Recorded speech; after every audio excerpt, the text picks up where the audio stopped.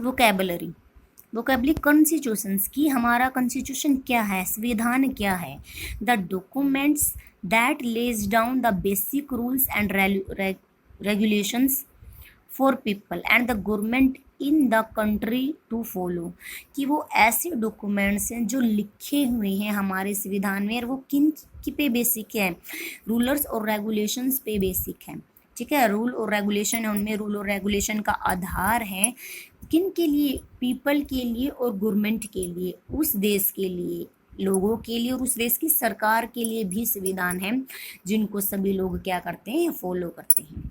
Doctor B R Ambedkar, main architect of our constitution, himself belonged to a Dalit family and was a victim of caste discriminations। जो अम्बेडकर है वो स्वयं क्या है, एक ऐसी कास्ट से बिलोंग करता था जो क्या थी, दलित थी। He launched a movement for the equality of Dalits. He encouraged them to send their children to school।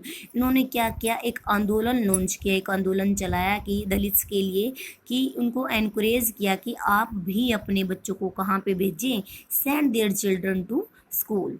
पहले क्या है, दलित्स जो फैमिली होती थी उनके बच्चों को स्कूल में जाने के लिए क्या था, अनिवार्य नहीं थे, उनको नहीं भेजा जाता था, उनको दलित समझा जाता था। ऐसा माना जाता था कि जो ये दलित कास्ट के लोग हैं इनका काम सिर्फ लोगों के घरों में साफ सफाई करना या कचरा उठाना ही है, उनको उनका राइट्स एजुकेशन से नहीं था। तो बी आर अम्बेडकर ने क्या किया, एक मूवमेंट लॉन्च किया जिसके अकॉर्डिंग उन्होंने एनकरेज किया कि अपने बच्चों को स्कूल में भेजें। He worked towards a society where everyone is equal and is treated with respect and dignity।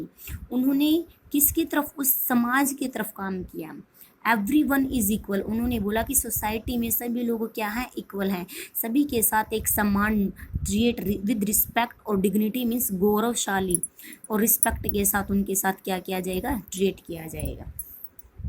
With this aim in mind, and they laid down certain provisions in the constitutions of India which upholds the principle of equality। Some of these provisions are, ये M को mind में रखते हुए कि सभी equal हैं और दलित लोग भी क्या है, एजुकेशन प्राप्त कर सकते हैं, स्कूल में जा सकते हैं। ठीक है, तो इसके लिए उन्होंने बहुत सारे क्या किए, upholds the principle of equality, प्रिंसिपलों का क्या किया, निर्माण किया, वो प्रिंसिपल अपहोल्ड्स की। Some of these provisions are, जिनमें कौन कौन से प्रोविजंस थे।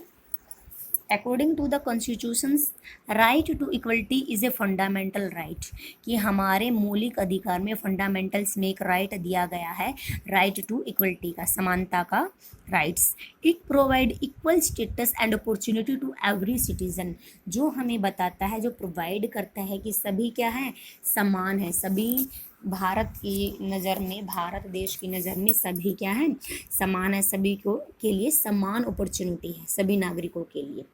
आर्टिकल 14 में बताया गया है इक्वलिटी बिफोर लॉ, कि कानून की नज़र के सामने सब क्या है, समान है।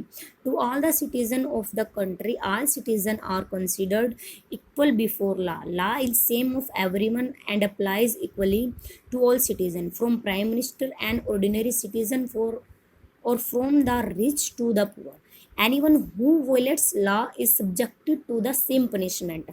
कि कानून की नज़र के सामने सब क्या है, समान हो, चाहे वो एक everyone applies इक्वल, सभी समान है, चाहे वो एक सिटीजन हो, आम नागरिक हो, या कोई प्राइम मिनिस्टर हो, सभी के लिए क्या है, कानून समान है।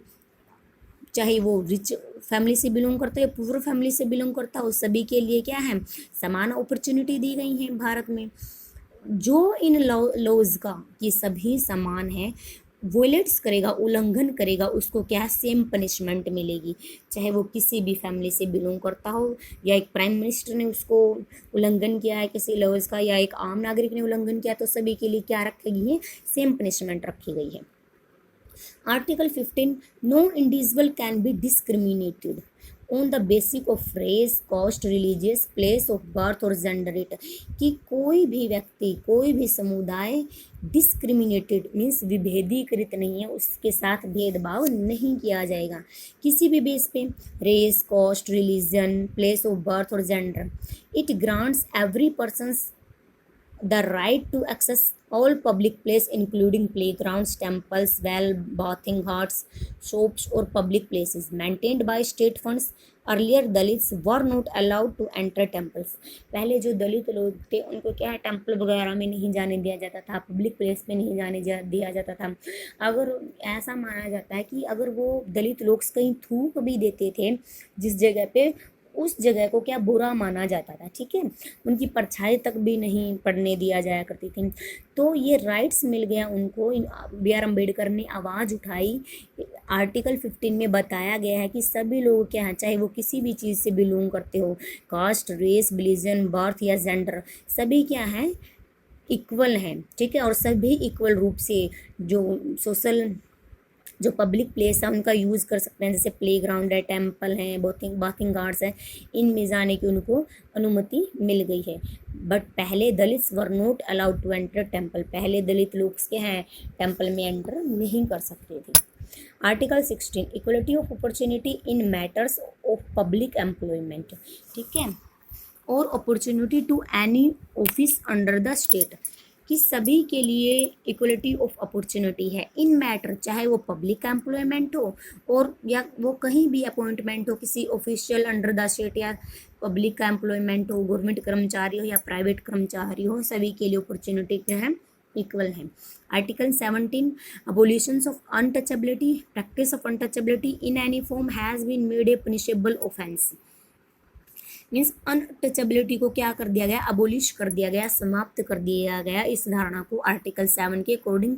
अगर जो इस चीज़ का उल्लंघन करेगा उसको क्या क्या किया जाएगा, पनिश किया जाएगा, ठीक है।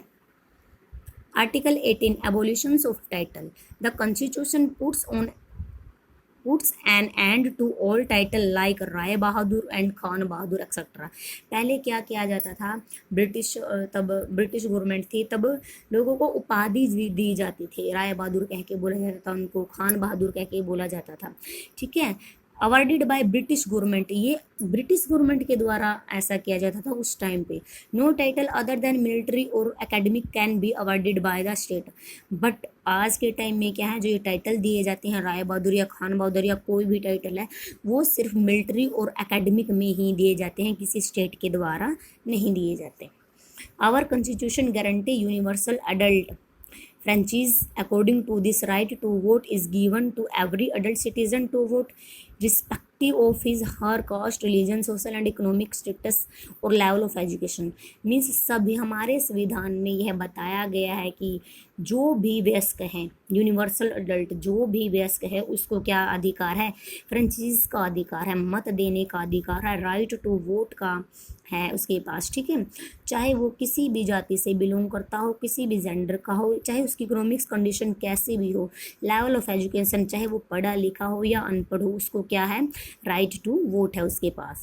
All adults have equal right to vote, all citizen rich और poor respective of their caste, religion, gender और social status use the power over the ballot box. Power over the ballot box वो है जहाँ पे हम vote डालते हैं, जैसे पहले तो वो लगा के मुहर वगैरह लगा के बॉक्स में डाला जाता था, स्टैंप लगा के, अब बटन दबा के दी जाती है वोट, उसको बोलते हैं बैलेट बॉक्स। टू इलेक्ट और replace their representative, the votes of the president of India carries the same weight as the vote of an ordinary person, चाहे वो अमीर हो या गरीब हो, ठीक है, किसी भी कास्ट से बिलोंग करता हो, सबके पास किसका राइट है, वोट का राइट है, ठीक है, उसको ये राइट है कि वो इलेक्ट भी कर सकता है और रिप्लेस भी कर सकता है अपने रिप्रेजेंटेटिव को, चाहे एक प्रेसिडेंट की वोट हो चाहे एक ऑर्डिनरी पर्सन की वोट हो, वो सेम मानी जाएगी, ठीक है, ओके।